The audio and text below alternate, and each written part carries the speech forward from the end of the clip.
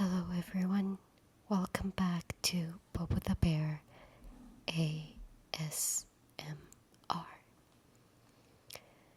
Today we have another gossipy tea kind of story, but we are doing soft spoken because some of you love the whispers and some of you love the soft spoken, so we gotta do both. So let's pour the tea and start the story.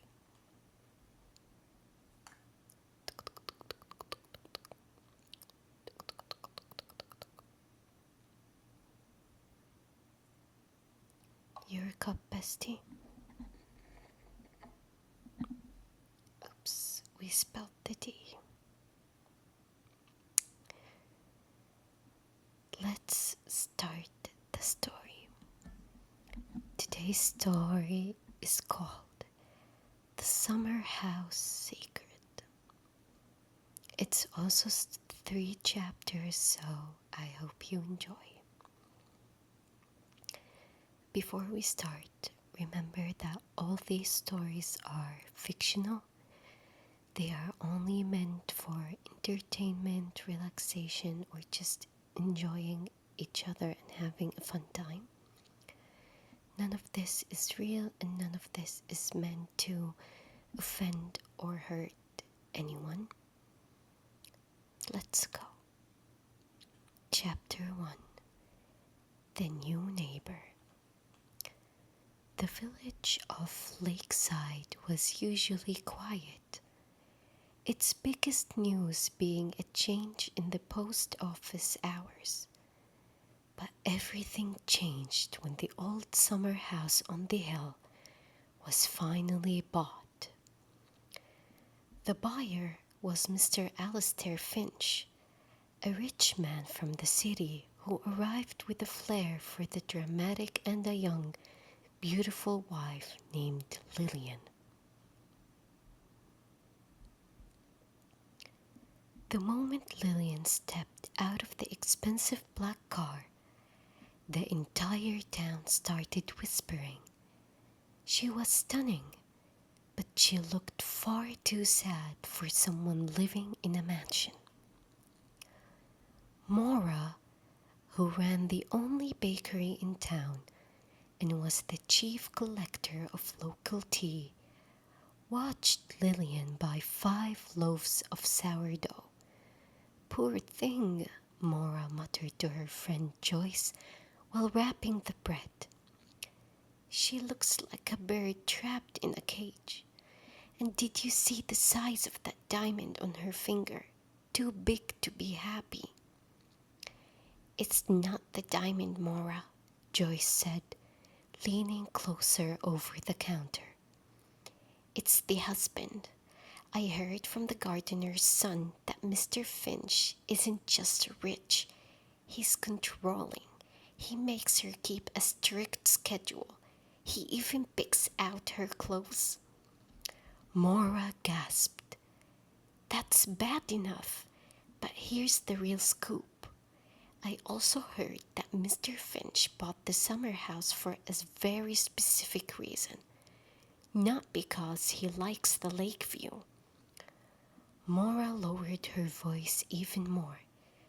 The previous owner, Mrs. Gable, sold it for a very low price very quickly. I heard it was because Mr. Finch had some sort of hold over her, like he knew a secret about her late husband's business dealings. This house purchase, it wasn't a sale. It was a takeover. Joyce's mouth fell open. So he forced her out, and now he's keeping a beautiful young wife locked up there? This isn't just gossip, Maura. This is a whole plot. The arrival of the Finches had given Lakeside a whole new delicious drama to chew on. And that's the end of chapter 1. How are we liking it till now, besties? Pretty intense, huh? Let's see where this ends. Chapter 2. A Note in the Flower. Let's take a sip before we start reading.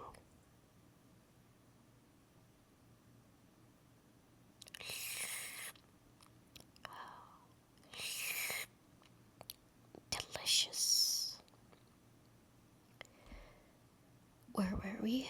Chapter 2. A Note in the Flower. The tea started to heat up a week later. Lillian began visiting Mora's bakery every morning. Always alone, always buying the same 5 loaves.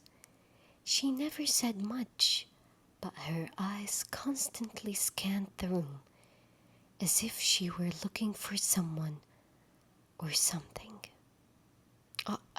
Sorry, I switched it up. As if she were looking for something or someone. Man, I ruined the suspense. Let's keep going. One Tuesday morning, as Lillian paid for her bread, she dropped a napkin right in front of the counter. She pretended not to notice and quickly walked out.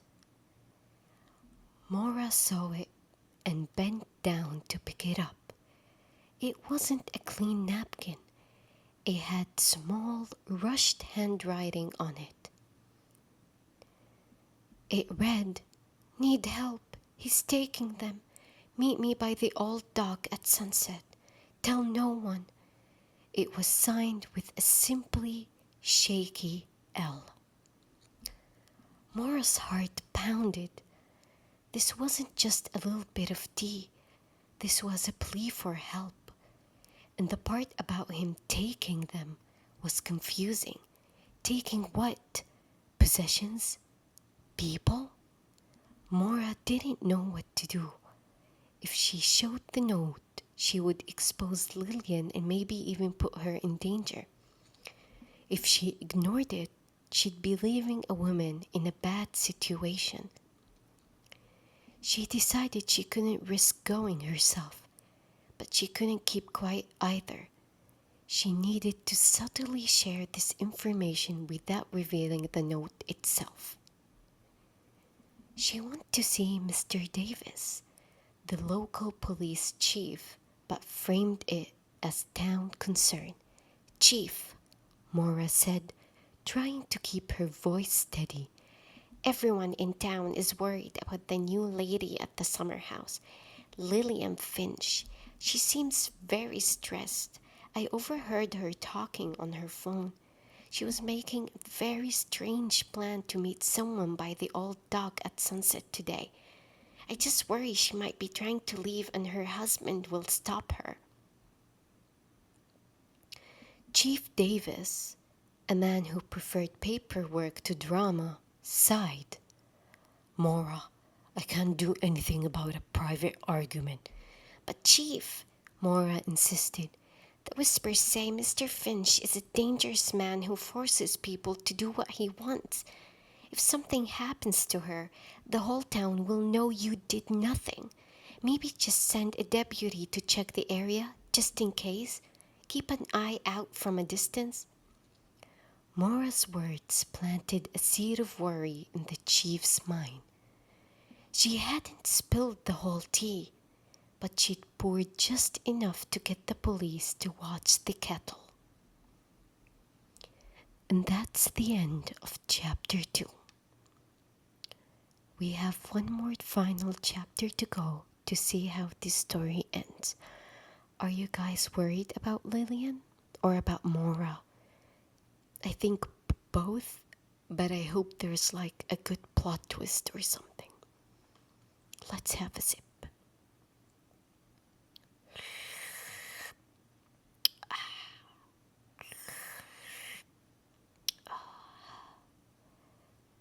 Very delicious tea. Are you ready for the final chapter? I am too. Chapter 3. The Truth is Brewed. Why are these stories always... I don't know, let's go. That evening, A deputy quietly drove to a spot where he could watch the old dock without being seen. He saw Lillian Finch arrive, wrapped in a long coat despite the warm weather. She paced back and forth, looking scared. Then, a small unmarked motorboat approached the dock. A man jumped out. It wasn't some secret lover, but an older man in a nice suit. Mr. Finch was hiding in the shadows of the summer house, watching. Lillian quickly rushed to the man. She reached into her coat and pulled out a large, heavy book.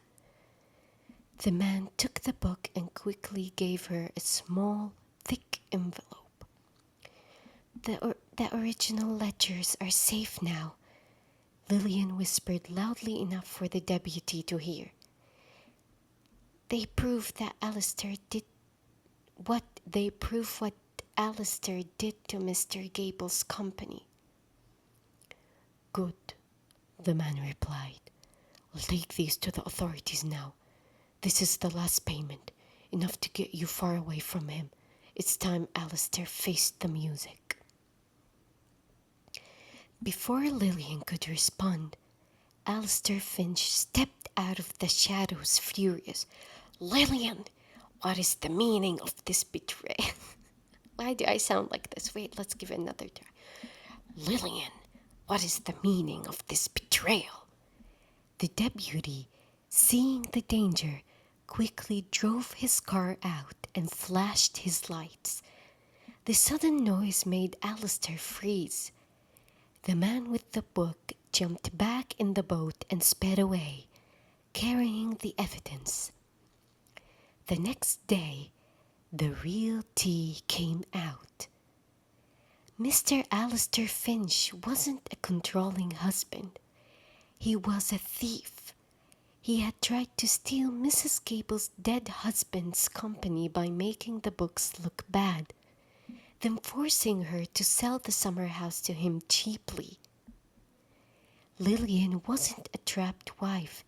She was a family friend and an accountant who had married Alistair to get close enough to find the original financial books.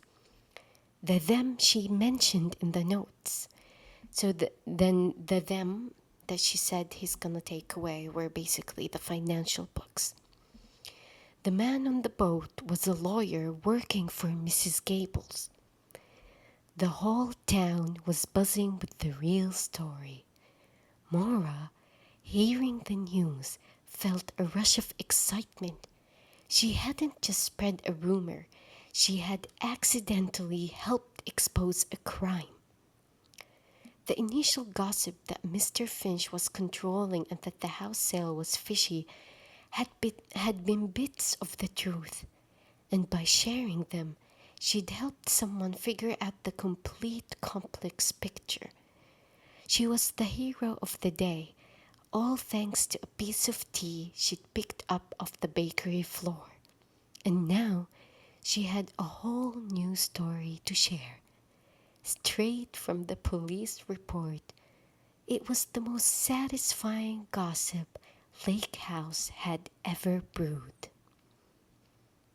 The end. Well, that was a very interesting plot twist indeed. I hope you enjoyed, besties. Let me know if you want us to do another soft-spoken video or if you prefer us back to whispering. Thank you all for tuning in as always. Let me know if I was too loud, if I should lower my voice a bit. I love you all so much and I hope you enjoyed the stories. And I hope you enjoyed your tea. Don't forget to finish your mug. That's right. I'll see you all again very soon. Let me know in the comments down below if you are enjoying this. I don't know what to call it, but if you're enjoying this trial we're doing this month. Thank you all so much. Good night.